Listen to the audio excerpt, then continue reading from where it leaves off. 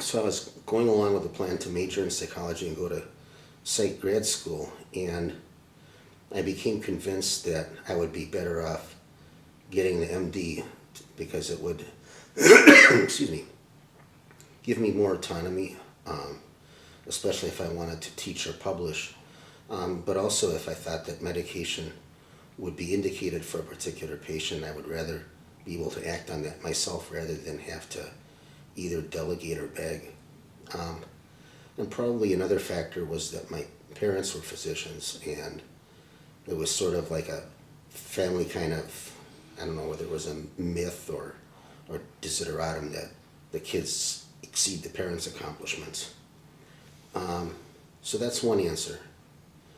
Another answer is that I wanted to understand myself without actually having to go through the work of digging into the emotionally painful parts. And learning psychology and psychodynamic theory provided a sort of a illusion that I could cognitively master what was going on within me without having to really grapple with it directly. And it turned out to really work out that way, though not in the way I planned. Of course, cognitive mastery, to whatever extent I was able to achieve it, didn't really help me become more healthy, self-aware, integrated. It was part of how I had all my life been pushing away the things that were emotionally threatening. But in the course of my training and professional development, I went through psychoanalysis myself. And interestingly enough, that's not really where most of my personal growth came. It came from my work with patients. I think I learned more from them and how we worked in our relationships than I did in my analyses. And a lot of times it would be by me being able to recognize something in the other person and help him or her become aware of it and deal with it, and then realize, oh shit, that's me too.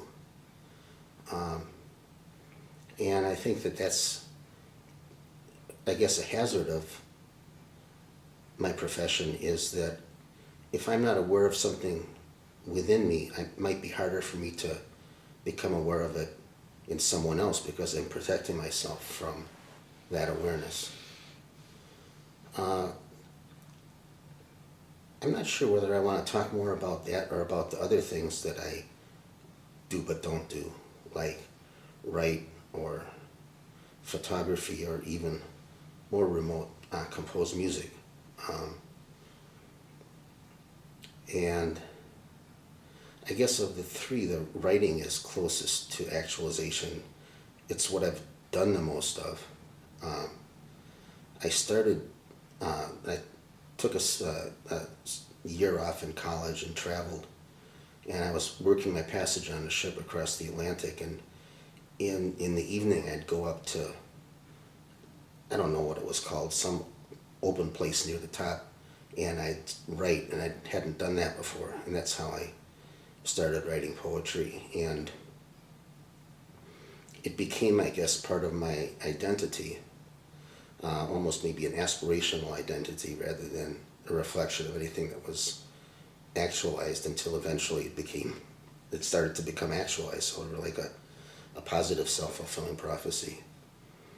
Then later, that kind of impetus that moved me to write poetry, and that kind of taste for words and the melody and rhythms of the words got expressed in more like academic and scientific writings. Yeah, it's really true. Language is language. And I started creating in theory rather than poetry. Recently I've done a little bit of poetry. I was part of a writer's group that was just wonderful. And while other people were talking about novels and short stories and poetry, there was only so much I could say about it. I was working on a book on the neurobiology of addiction. And at that point, I wasn't so much writing as getting together the notes that I'd taken on articles that I'd read. So I wanted to participate in the group, and so I initially pulled up some of my old poetry and tweaked it, and then I started writing a little bit then. And I still have plans for several books, and I don't know quite why I'm not working on them. But I'm not, and when I will, I guess I'll be the first to know. I think that my work in psychiatry, psychotherapy, and psychoanalysis is maybe more central to my being at this time, I guess partly because I'm always in relationship with someone, and it's sort of a bilateral or dialectical kind of a relationship between my work and the reading that I do or theorizing that I do in relation to it, and my relationships with people and with myself. And that's, I think, maybe an unsung but extremely helpful benefit of the kind of work that I do is that it is so growth promoting. I mean, for someone who's kind of emotionally unstable like I am, it's also stabilizing. But I think for pretty much anyone who really invests of themselves in it and opens themselves to what gets stirred up by it, it's as growth promoting for the therapist or analyst as it is for the patient. In fact, I think that's kind of a characteristic of intimate relationships in general, and my relationship with my patients is our intimate relationships, that to the extent that one person grows, the other person grows, and vice versa. So I don't look at it as a job or even a profession, but more of a vocation, which is more than consolation when I realize that I don't make that much money at it. Because I could have done other things, thinking of going into finance and law and that kind of thing. But it would have been a whole different world I would be living in. And with all the ups and downs that, my emotional stuff takes me, I really wouldn't want to give up this world for anything. This world and how it opens myself to me and opens myself to other people and enables me to connect with people at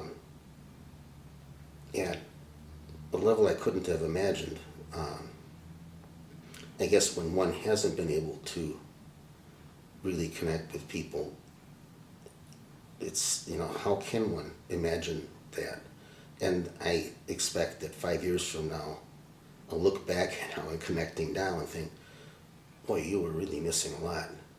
And it's like, great, that means I'm still growing. I can hope for that.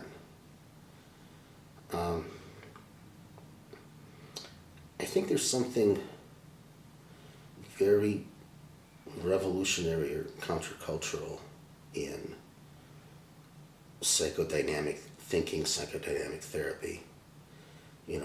We're in a culture where things are black or white, where there's a right way and a wrong way, where conflict is bad and you either win or lose. We're in a world where things are pretty much linearly causational. A causes B and B causes maybe C and D, and then each of those linearly causes something else. And you can have sort of a system of branches of linear causality. Looking at all that from the perspective of psychoanalysis, there is more of a sense of not either or, but this and the other. That conflict is a natural part of life, and that resolving a conflict doesn't mean getting rid of one of the two components, but finding and maintaining a stable dynamic equilibrium. And I guess consistent with that recognition and embracing of conflict is a way of thinking that I think of as dialectical. I'm probably, I'm certainly not the first person who thought of that term to use, where it's not just that A and B aren't mutually exclusive, but they work together, constituting one another. And in that process of mutual constitution, there's a developmental direction. The constituting each other, the image I think of is Escher's drawing of two hands, one drawing the other. But that's not really dialectical so much, because that's going to come to an endpoint, where in a dialectical process it keeps on going. At least we don't really know where it goes, but there isn't a priori endpoint. And I guess that way of looking at things informs a lot of my clinical work and a lot of my, I don't know if I'd call it philosophy or Weltanschauung, but how I approach a lot of stuff.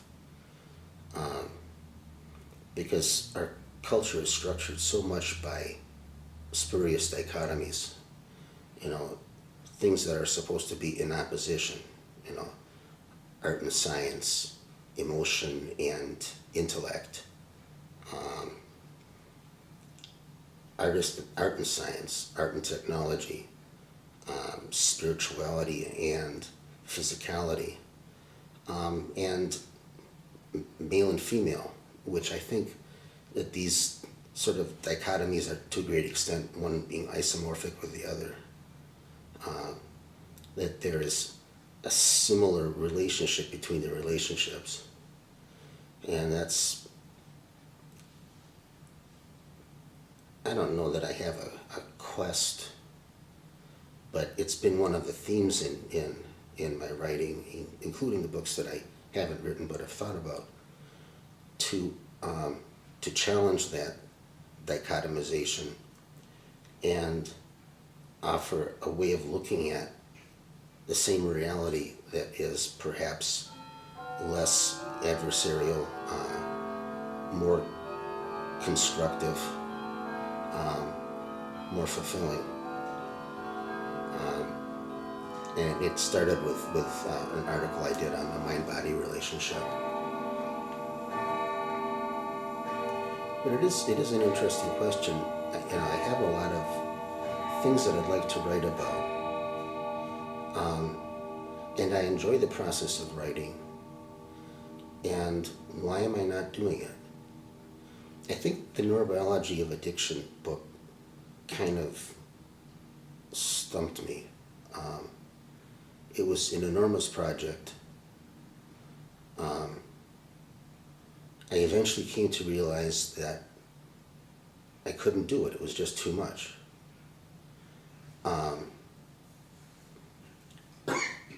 I'm not sure how much of it was that. I mean, I spent several years working on it, and then stopped and spent another couple of years working on it, and then realized I can't do it. And I don't like having limitations. I don't suppose anyone does, but I maybe had some delusions that I could do things that other people couldn't. And in some areas, perhaps, there was a bit of truth in that. But here I ran into something that I really just couldn't do. And I thought that I would be able to.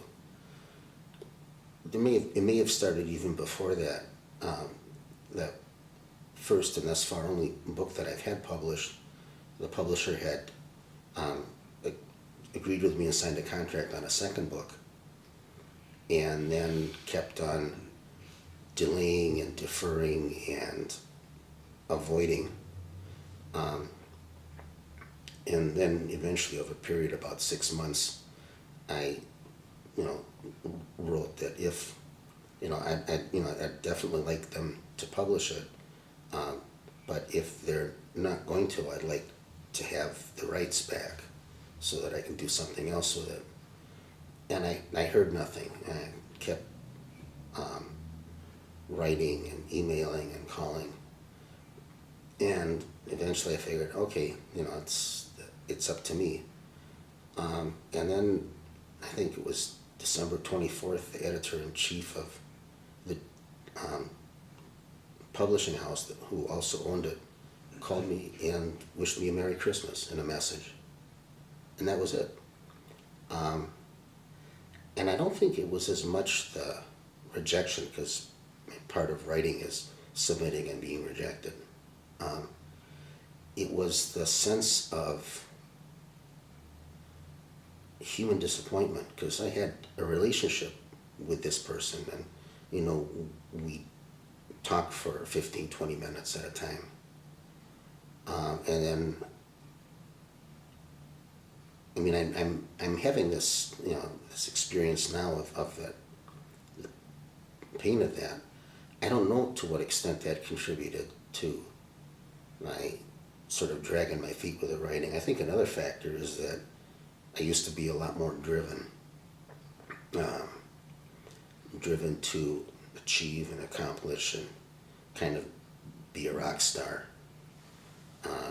for a variety of reasons. And that drive diminished.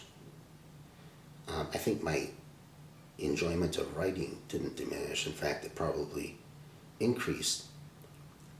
But I haven't yet found a motivational force that's sufficient to replace the drivenness.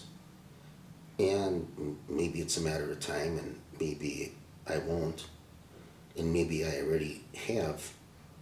And it's these kind of serendipitous things like being invited to do this interview that might reconnect me with that vital force within that expresses itself in words.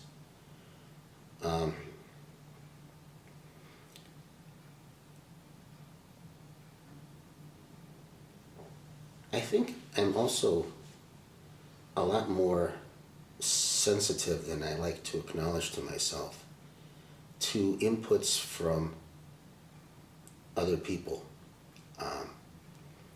With both, well, I guess not so much the addiction thing, but there were other, besides this publishing house, there were other, once I got the rights back, I submitted the manuscript to, I think, maybe 10 different publishing houses, and it was rejected by all of them. But there was a remarkable continuity in the reason they were good enough to share with me why they were rejecting it, which I don't take for granted. But what they said was it was too academic, and I had intended it as more for the more educated, intelligent part of the general public. Maybe the people that read Listening to Prozac, and maybe earlier level clinicians. But I was kind of dumbfounded because I talked with people I knew, and not just colleagues or other artists, but people at the gym, my patients, about in terms of explaining how I understood addiction, and they got it, and it made sense to them. And for a lot of them, it was almost like a chemical reaction when you add the enzyme that catalyzes it over that energy hump, and then things fall together. And so the notion that, well, in order to really be publishable, it would have to be for people with an 8th grade education. It's sort of like my reality and the reality that was being conveyed to me were so discrepant. And I realized, I guess, that my patients and the people I know at the gym are not a random sample of the populace. They're both pre-selected. And I realized that I probably would have a lot of difficulty communicating what I wanted to communicate with people with an 8th grade education. It's, I can't do everything, and that may be something that I would just not be able to do. So, I don't know, I had this schema that, I'd published this book for the academics, and then after that had faced the test of fire, then I wouldn't want to start with something for the general public, and then when I try to write something academic, discover that, I'd written something that's basically a load of crap. I'd rather learn that early and correct it before I go public with it. So I had this schema, and it wasn't really working. I think that, I'm busy, but I know that when I was in that writing frame of being, it's like writing was my default state, and there would be other stuff that I'd be doing, but when I wasn't doing the other stuff, I'd be writing. And that doesn't seem to be the case now. Well, it isn't the case now. I guess the drivenness provides a really nice simulation of passion, and maybe in some ways it isn't that much different from passion. But I guess for the most part, passion seems to be motivated by positive reinforcement. I'm going after this incredible rewarding experience, where the drivenness is I'm trying to stay away from this incredibly aversive experience. So I think that sometimes we mistake drivenness for passion.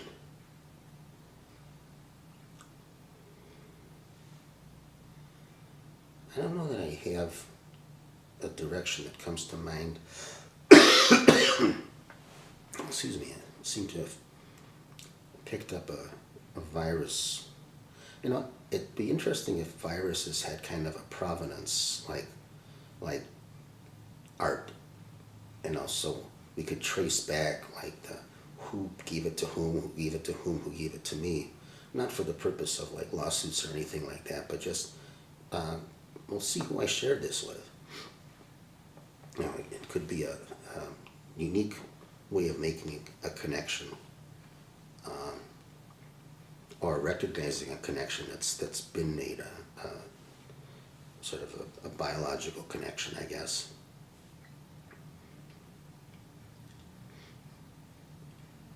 I think also I've gotten a lot more into doing physical stuff, and it's weird because throughout my childhood and early adolescence, I was overweight and late in developing coordination and young for my grade, and afflicted by a sense of physical inadequacy that probably had its origins before any of that stuff, but nonetheless remained part of my covert self-representation. Gym class had always been nothing but a source of humiliation. I was the last pick for teams. I was kind of picked on, not in a systematic way, but it fed into my pre-existing sense of inadequacy.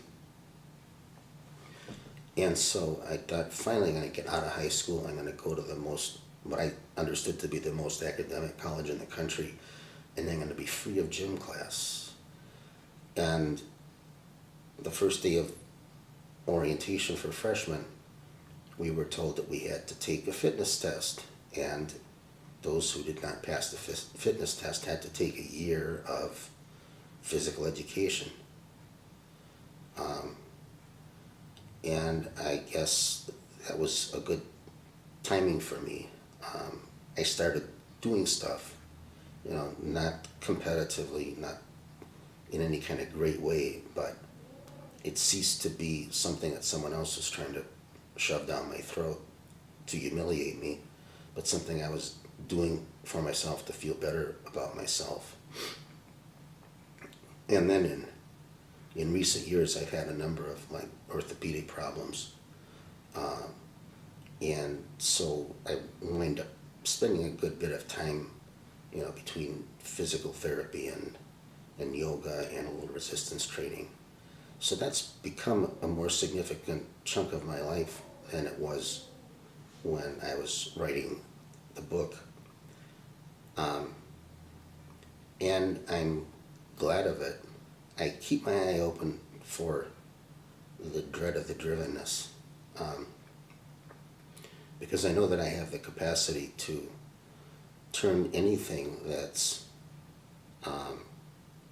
either enjoyable or helpful into something in which I must excel, be the best. I saw that happen with photography, which I just started, and then started having shows and felt driven to be doing more in that direction and let go of it. And I don't know how much of my decision to let go of it or the process of my letting go of it had to do with that. But it's just a tendency that I know I have, and I keep an eye out for it, so it doesn't blindside me. All in all, I have a good life. I don't always feel that way about it, because of, emotional stuff that's going on. Depression and anxiety that the medications don't quite, well, it's not that they don't quite do enough, it's that they miss a good chunk of it. They help, but they miss a good chunk of it.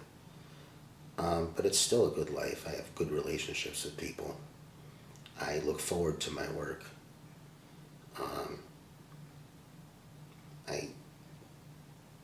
Other than, a bunch of orthopedic stuff, my health is good. And I feel young. I like new adventures. I often have an attitude when someone brings something up. It's like, oh yeah, what the hell, why not? Let's check it out and see what happens. And I'm glad to have that. It's interesting, side by side with my anxiety, but I guess my anxiety is more, I was going to say it's more interpersonally related. I think it's probably also existential in the sense of not that, oh my God, I'm going to die, but oh my God, I really haven't lived yet.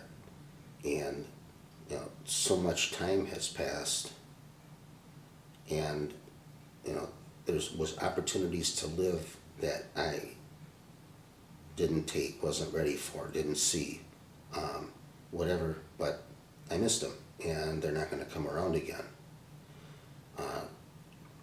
So I want to be sure that 10 years from now, when I look back on this time, I won't have that same feeling. And there aren't really guarantees. I don't know what would be most fulfilling to me. I think intimate relationships, especially my primary intimate relationship, is at the top of my list. It's probably not a politically correct answer. We're not supposed to be dependent. And yet it's like, who says this isn't a political issue, it's a biological issue? And I think some of us are more dependent than others, depending, on genetics and on to what extent our early needs for nurturing and holding and caring were met. I guess that's another aspect of, well, sort of a convergence, and there are a lot of convergences between psychoanalysis and yoga. But one of them is to become self-aware and to accept or acknowledge to ourselves the reality of what is. So it's not, oh, this is a character flaw, I must get rid of it. But this is a recurrent vulnerability. How can I find, the optimal way to live with it? Because some things we can change, but a lot of things we can't. And trying to feed a belief that if I think the thought, it's going to change, it has a number of unfortunate consequences. It's sort of like then, well, if I think the thought and I don't change, then obviously I'm not thinking the thought right. So it feeds my sense of inadequacy. Also, when we throw energy at something that energy isn't going to really influence in the direction we want, we have less energy to direct towards things where our efforts and intentions and actions can really make a difference. So, now, what was I saying about that convergence? Maybe something related to passage of time, the irretrievability of past opportunities, the recognition that the scope of future opportunities is limited, that we don't know exactly how. And also that it's up to me, what I do about that. Continuing to defer, when things let up, I'll get around to that. I see through that now, at least most of the time, that it's maybe avoiding commitment, avoiding the risk of saying that this is something that I really believe is worth investing myself in, and letting other things go. Because I think for me, I'm very sensitive to feelings of loss, sorrow, sadness, abandonment. And the problem with committing myself to any activity in the context of, there being only 24 hours in a day and so on, any activity that I'm investing an hour in means that I'm not doing during that hour any number of other things that are also of value to me. And because I have that kind of excessive sensitivity to loss, I sometimes become paralyzed with anxiety. It's not even a kind of a fear of missing out. It's a fear of loss of part of myself. This is actually kind of a cool experience, talking to the camera. Wondering if I stopped, would I be asked questions, or would there just be a period of silence? And in a sense, it doesn't really matter, because this isn't a dialogue. It's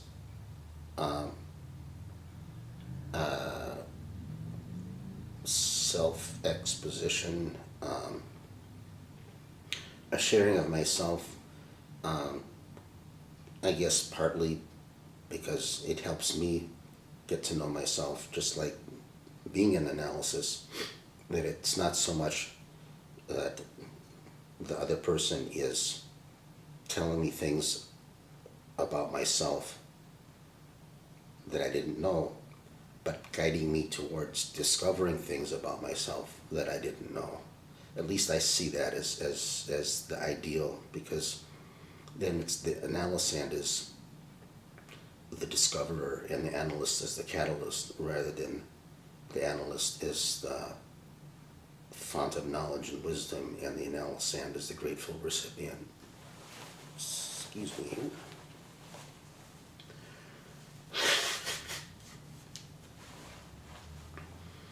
I tend to, I don't know whether being opinionated is the same thing as having opinions about things.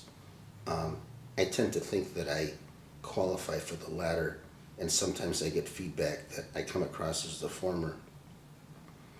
I would like not to come across that way. I think sometimes I come across with more force of conviction than I consciously intend, and people feel intimidated or pushed around by it. I try to be sensitive to that, but not always in the right occasions. But I'm glad to learn from people who give me that feedback, even though my initial response to it may be self-protective.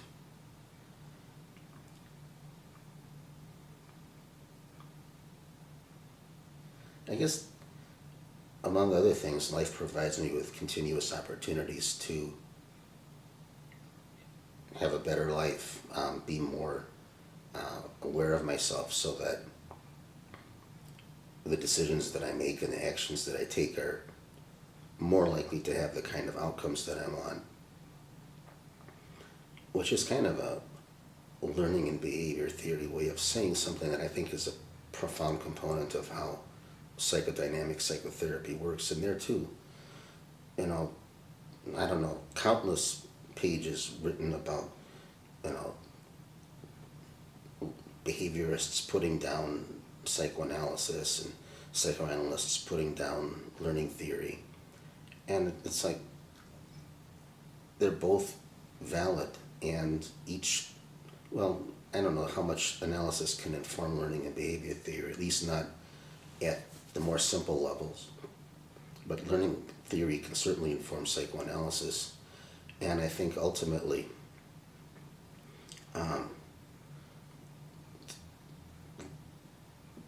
psychoanalysis reflects learning and behavior theory at sort of higher levels of, I guess, non-linearity.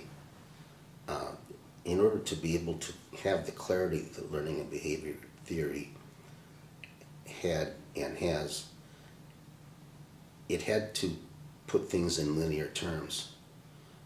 Unfortunately, some proponents of that method reified or idealized that linear reductionistic mode of understanding, sort of failing to recognize that it was an extremely useful heuristic, but it didn't have to become an ideology. And I think similar errors were made on the side of the psychoanalysts who thought that you didn't really recognize the difference between a theory and a heuristic. And I think that's changed a lot.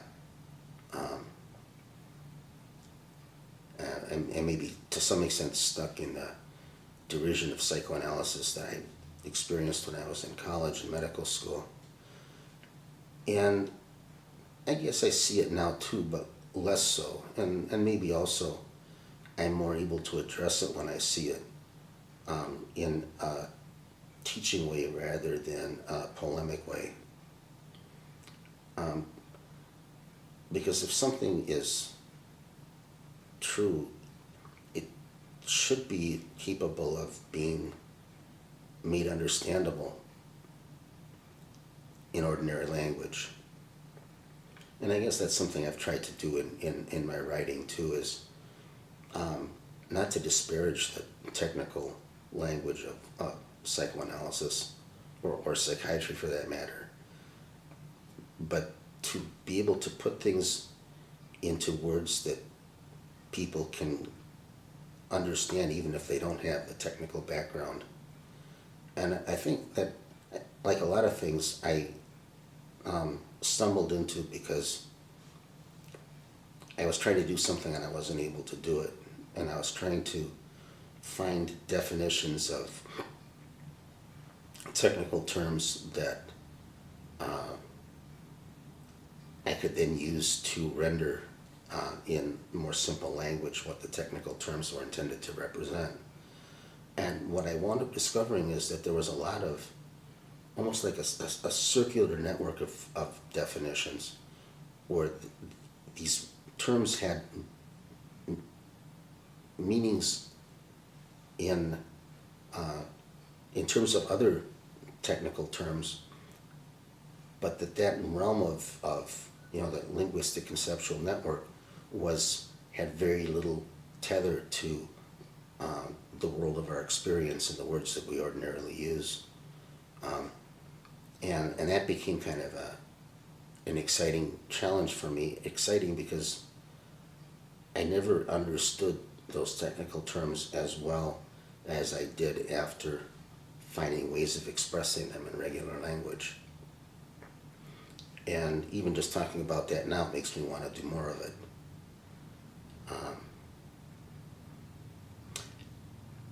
The word that comes to my mind is demystification. I think that in a lot of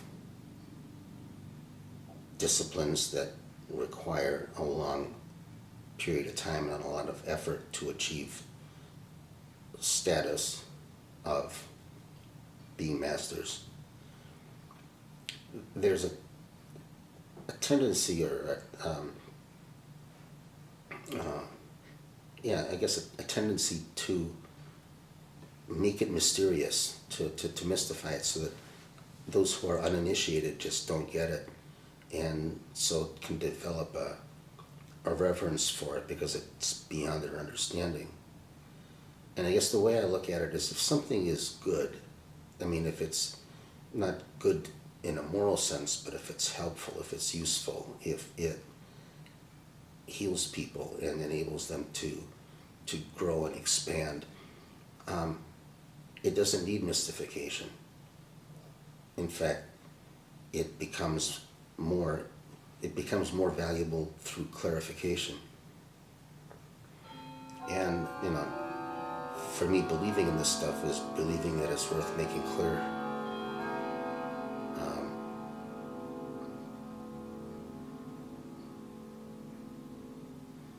What else?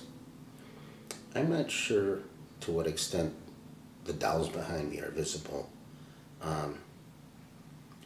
People wonder, are these my former wife's dolls? Are these my current girlfriend's dolls? And the fact of the matter is that they're mine. My primary photographic subjects have been dolls. And it was the realization that, these things that are crafted by people, sometimes mass-produced, sometimes produced in limited editions of, several hundred or something, are like sculptures of humans. And that from different angles, from different lights, even from different psychic states of myself as I look through the lens, I catch different expressions or combinations of intense feelings. And it was a trip to be able to capture that and then share it, because I realized that the doll is the same doll one day to the other, the same doll that the proprietor of the store, when I used to just shoot them in stores, would see and never have noticed what I captured in the photograph that I gave to him or her. And it's that something within me resonated with something that I glimpsed in a fraction of a second and was able to capture.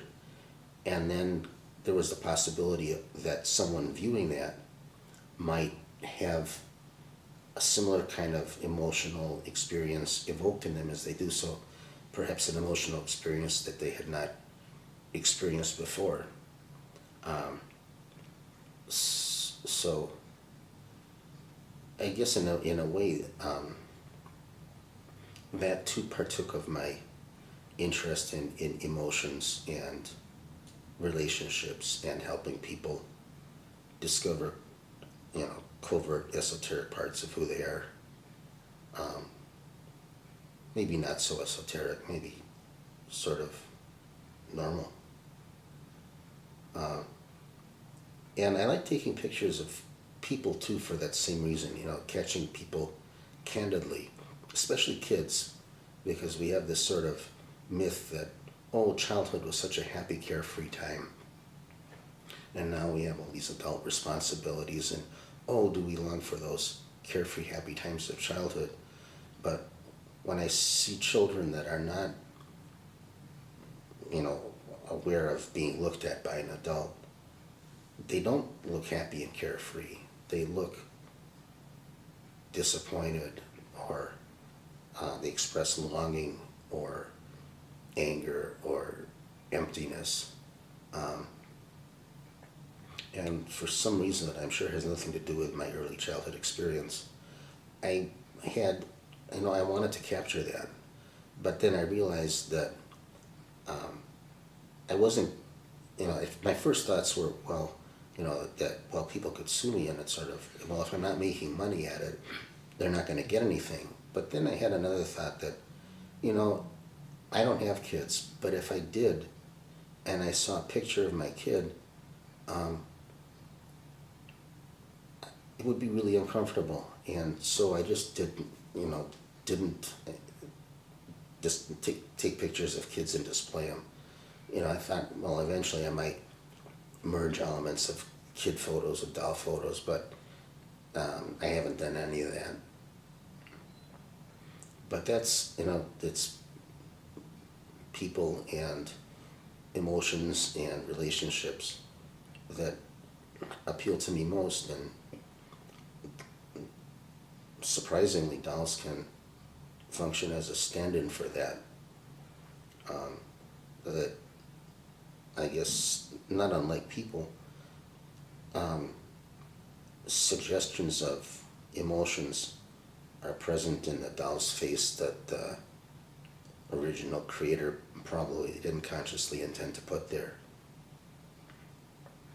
And I get to sort of find them and then share them.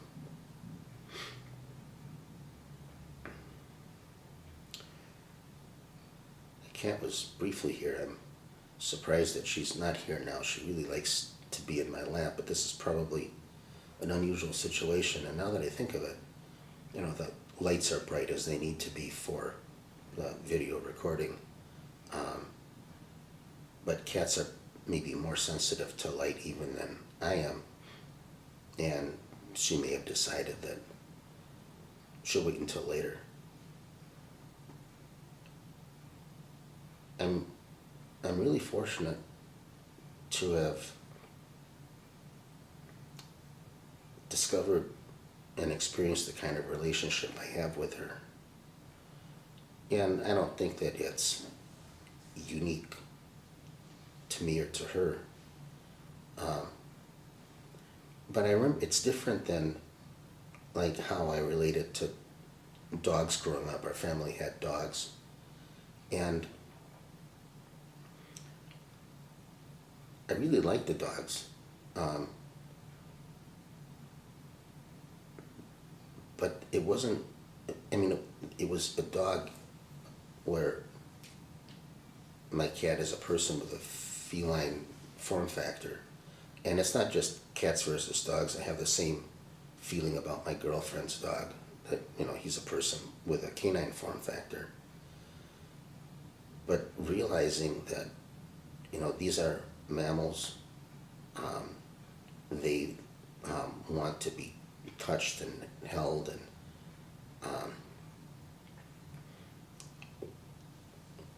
looked into and understood the same way as other mammals do.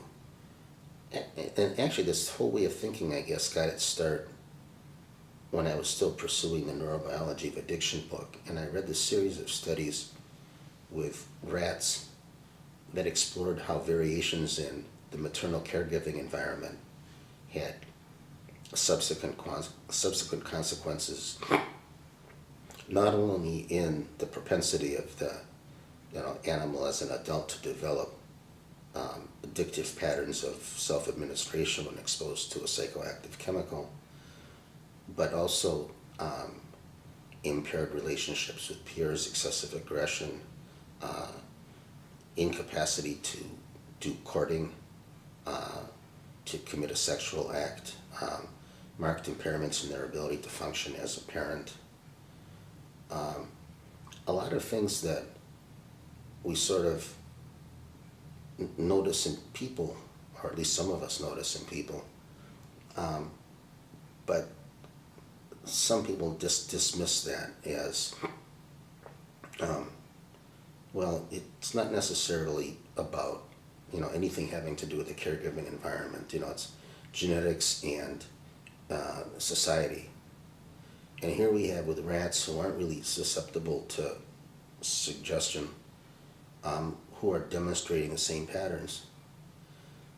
And it led me to see how, aside from just how it supported my point about both the isomorphism of psychoanalysis and neuroscience, but also the importance of early childhood experience for subsequent development.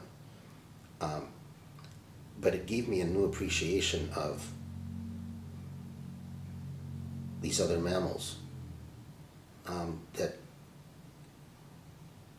they want the same things we want. When a cat is crying and meowing, a lot of people think, oh, the cat wants to eat. And sure enough, if they respond to that by feeding the cat, then gradually the cat will withdraw emotionally and seek its substitute gratification in food.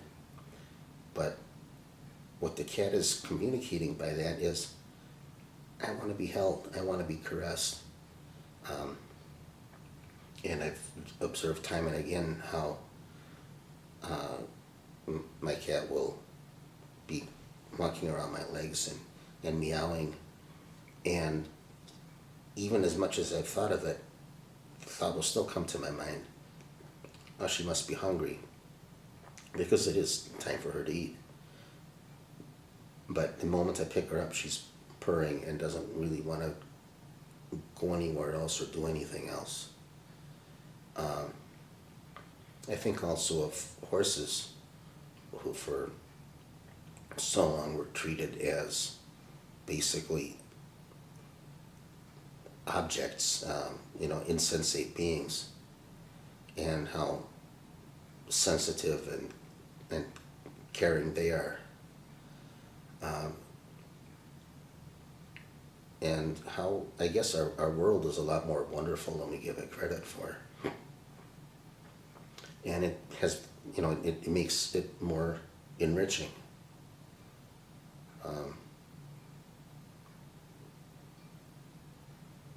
A neighbor cat comes by and sometimes on my back step and waits for me. And this is an outdoor cat. But when he approaches me and I pet him, it's that same, basic bond that unites every mammal with its mother, with that physical contact and, I guess, sense of place in the world. And I'm glad to be able to provide that. Of course, I get a lot from it too.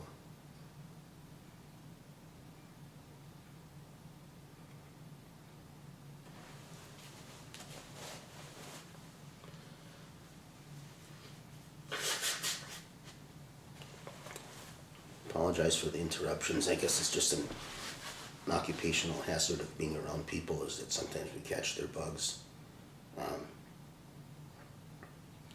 Not too high a price to pay.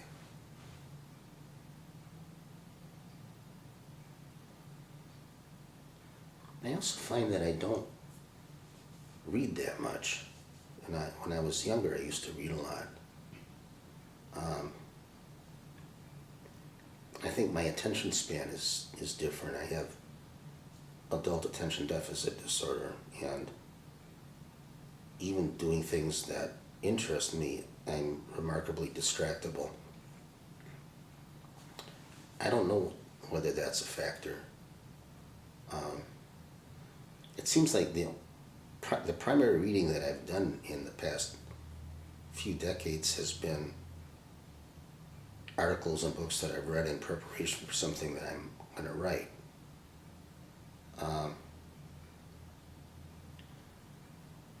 Which, aside from whatever I might enjoy in what I'm reading or the process of reading it, is a rather utilitarian way of reading. And reading for pleasure, for mind expansion, for aesthetic experience, or even reading that gives me a different perspective into what it feels like to be someone.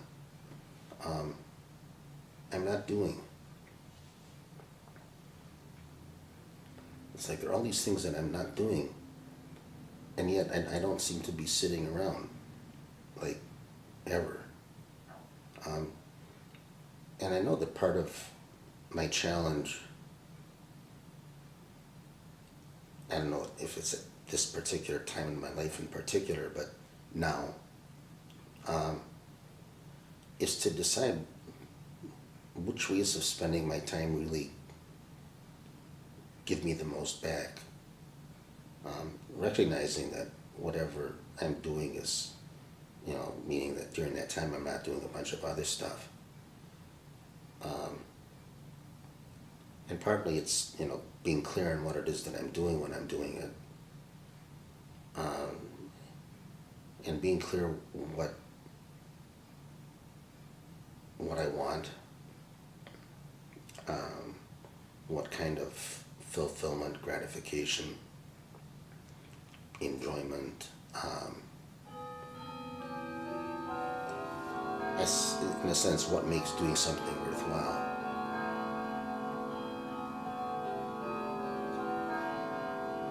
And even as I'm saying this and repeating myself, I'm recognizing that I give lip service to these ideas and I don't really dive in there and actually do it.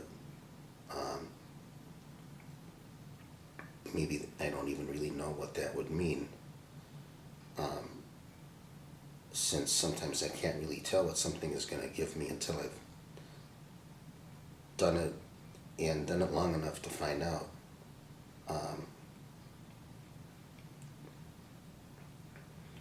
So for me, I guess that's maybe, it's maybe not what is generally meant by existential conundrums posed by the inevitability of death. But that's how it feels to me. That I can't just keep deferring inevitably what I think will be rewarding. There are decisions that if I don't make, I'll just keep on doing what I'm doing now until I die. And by that I don't mean engaging in the same activities, but avoiding that particular form of self-exploration and decision.